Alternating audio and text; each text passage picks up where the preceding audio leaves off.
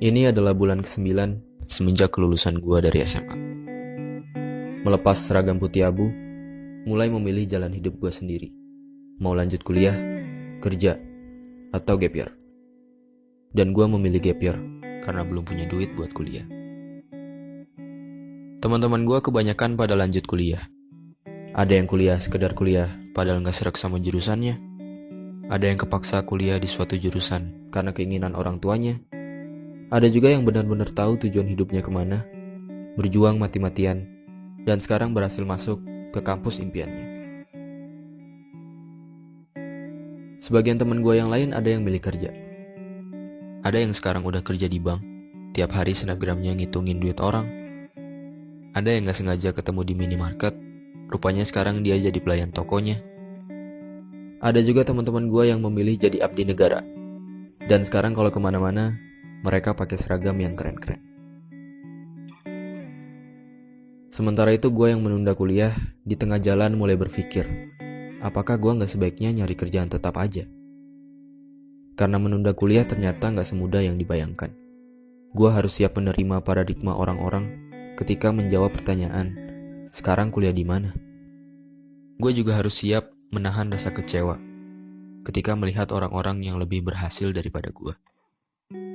Gue harus tetap optimis kalau gue bisa kuliah, walaupun kenyataannya keluarga gue lagi susah. Dan gue harus tetap belajar, walaupun rasanya gue mau nangis. Melihat kedua orang tua yang masih bekerja di usia senja, demi mewujudkan cita-cita anaknya. Akhirnya yang gue lakukan adalah belajar sambil kerja. Kerja apa aja yang gue bisa. Gue bisa ngedit video, gue manfaatin buat ikutan lomba-lomba video di internet. Gue bikin video-video pernikahan. Gue juga jadi freelancer, ngerjain tugas kuliah orang-orang. Dan dari usaha-usaha itu, gue dapat hasil yang lumayan. Ya, meskipun hasilnya gak pernah terkumpul buat biaya kuliah dan selalu habis buat kebutuhan rumah.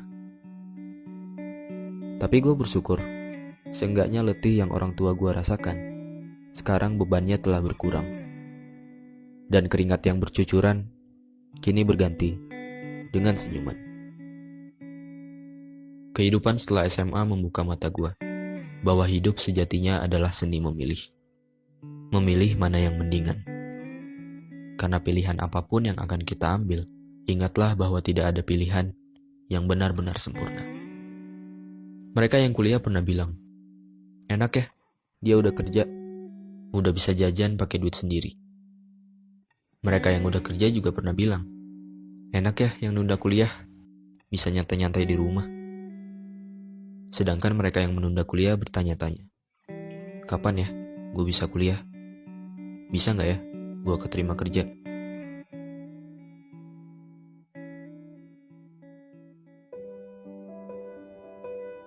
Untuk orang-orang yang sedang mengemban ilmu di bangku kuliah, sadarlah, banyak orang-orang yang tidak seberuntung kamu.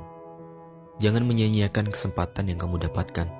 Tetap semangat, walau jurusan atau kampus yang kamu dapat tak sesuai keinginan. Dan jangan terus-terusan mengeluh atas tugas-tugas yang menumpuk berlebihan. Karena ingatlah, tugas-tugasmu itu tak sebanding dengan kerja keras orang tua yang membesarkan kamu.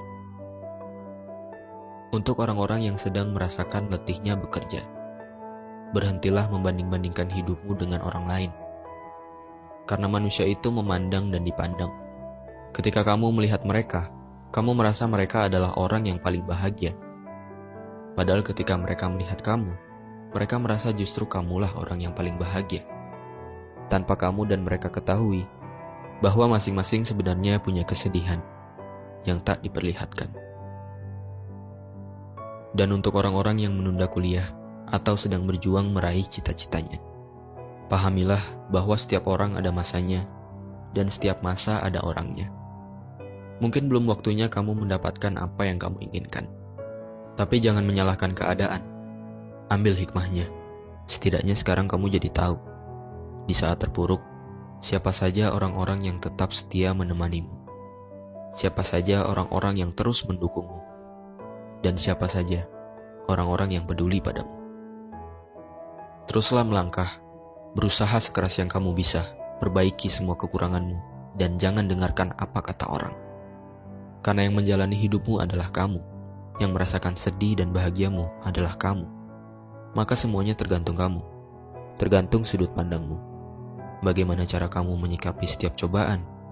Apakah dengan bersedih, berlarut-larut, atau malah bersyukur atas pelajaran yang kamu dapatkan, dan berusaha bangkit dari keterpurukan?